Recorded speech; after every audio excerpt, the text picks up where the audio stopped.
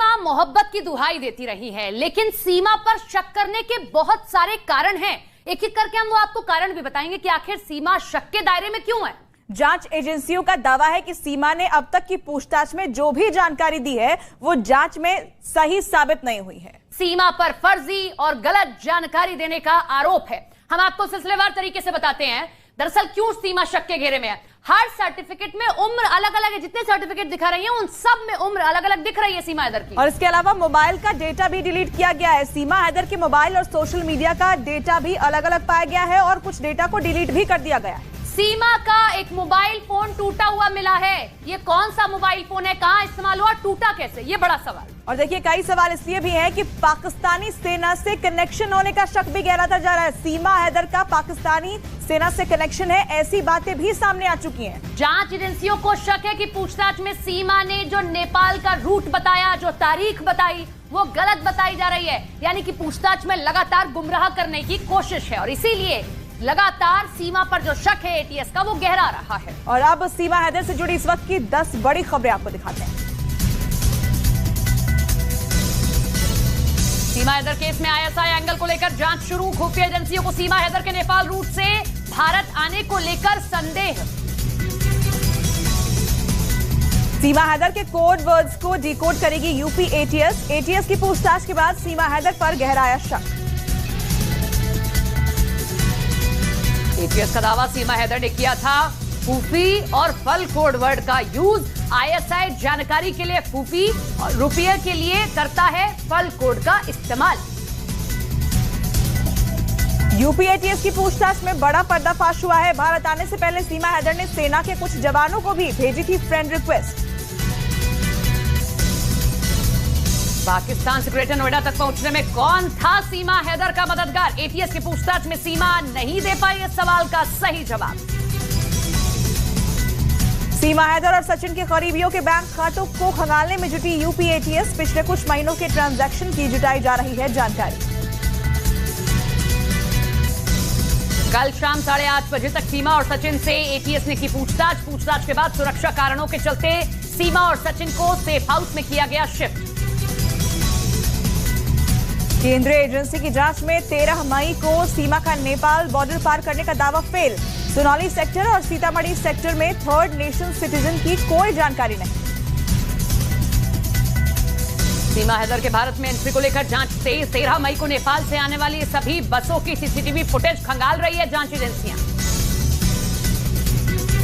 सीमा हैदर के बयानों को वेरीफाई करने के लिए नेपाल जाएगी यूपी एटीएस। सीमा के द्वारा बताई गई लोकेशंस पर की जाएगी जांच।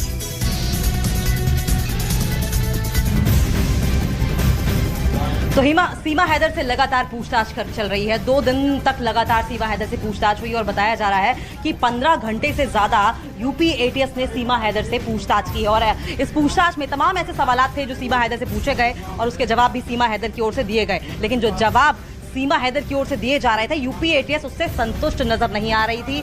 जांच एजेंसियों के गले से वो तमाम जो बातें सीमा हैदर की ओर से कही गई वो नहीं उतर रही थी और इसीलिए जांच एजेंसी फिर से उससे पूछताछ करेगी, ऐसी जानकारी निकलकर सामने आ रही है। लेकिन 2 दिन तक तो पुलिस स्टेशन में पूछताछ होती रही क्योंकि सीमा हैदर एक तरीके से कहा जाता है कि दुश्मन देश से आई है, पाकिस्तान से आई है। बहुत लोग उसे दुश्मन देश मानते हैं। ऐसे में उनकी सुरक्षा को लेकर तमाम सवालात थे क्योंकि जासूसी का एक एंगल सामने आ रहा था और ऐसे में लोगों की भावनाएं आहत हो सकती थी, लोगों की भावनाएं भड़क सकती थी। इसी के मद्देनजर 2 दिन तो यूपी एटीएस ने थाने में पूछताछ की, लेकिन उसके बाद उन्हें सेफ हाउस में रख दिया गया है। कहां रखा गया है इस बारे में कोई जानकारी नहीं है, लेकिन एक बात तो तय है, ये पूछताछ का जो सिलसिला है वो आगे भी जारी रहेगा जब तक तमाम सवालात जो है उनके जवाब नहीं मिल जाते।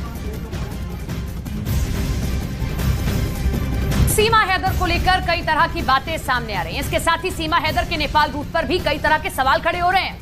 सुरक्षा एजेंसियों का आरोप है कि पूछताछ में सीमा हैदर ने अपने नेपाल में होने की सही जानकारी नहीं दी है। दावा किया जा रहा है कि सीमा हैदर काठमांडू के 2 होटल में अपने बच्चों के साथ रुकी हुई थी। सीमा ने 13 मई को भारत में दाखिल होने की बात कही है, लेकिन अभी तक की जांच में ऐसा कोई भी सबूत नहीं मिला है। सीमा दावा यह भी करती है कि जांच के लिए भारत नेपाल बॉर्डर पर जो सीसीटीवी लगे हैं उनकी जांच की जाएगी। जो जांच एजेंसियां हैं उनके दावों को खंगालेगी। और इसके साथ ही 13 मई को भारत नेपाल बॉर्डर से गुजरने वाली सभी बसों की भी जांच की गई है। तो देखिए, यूपी एटीएस लगातार सवाल कर रही है और सवाल इसलिए कर रही है कि जवाब जो यूपी एटीएस को मिल रहे हैं वो काफी नहीं है। और फिलहाल हम सचिन के चाची के घर में मौजूद हैं, जिन्होंने साफ तौर पर बात करने से इनकार कर दिया, ये कहते हुए कि हम बहुत डरते हैं, हमें कुछ नहीं मालूम है। देखिए, सीमा हैदर यहाँ पर काफी दिनों तक रही, लेकिन ऐसा कैसे हो सकता है कि बगल में, ठीक बगल वाला जो घर है चाची, जो कि तमाम रस्मों रिवाजों में शामिल दिखाई दी थी, वो अब मना कर रही हैं। और डर इस बात का है कि कहीं ऐसा ना हो कि सीमा मामले में उनका परिवार भी फंसता नजर आए। लेकिन सीमा हैदर जिस तरह के बयान दे रही है वो गले से उतरते हुए दिखाई नहीं दे रहे, क्योंकि रटा रटा मोहब्बत वाला जो बयान वो दे रही है, दरअसल वो ही शक पैदा करता है। और उसके बाद उसके तमाम सबूतों को मिटाना, तमाम पासपोर्ट्स का मिलना, और उसके बाद कई सिम कार्ड्स का मिलना, मोबाइल्स का मिलना, वो सिम कार्ड कहाँ का है, किसके नाम से इशू कराया गया है, ये तमाम सवाल हैं जो कि यूपी एटीएस आगे भी पूछेगी।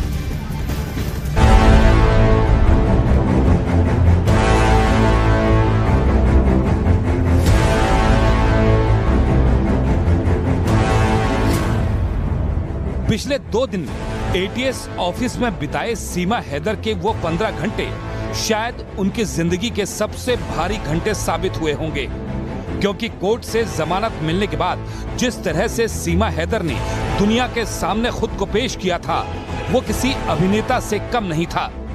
सरहद की सीढ़ियों को लांघकर भारत की जमीन तक पहुंचने में शायद सीमा को उतने सवालों का सामना नहीं करना पड़ा हो जितने इन 15 घंटों में एटीएस अधिकारियों ने उनसे किए। एटीएस सूत्रों का दावा है कि सीमा बेहद ही शातिर दिमाग की है।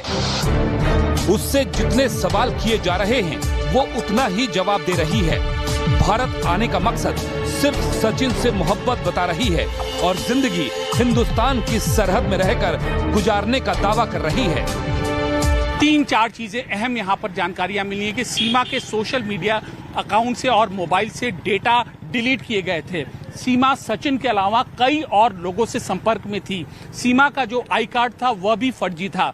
इसके अलावा सीमा का जो लोकेशन था, जो उसने बताया था अपने बयानों को, वह लोकेशन पूरी तरीके से अलग है।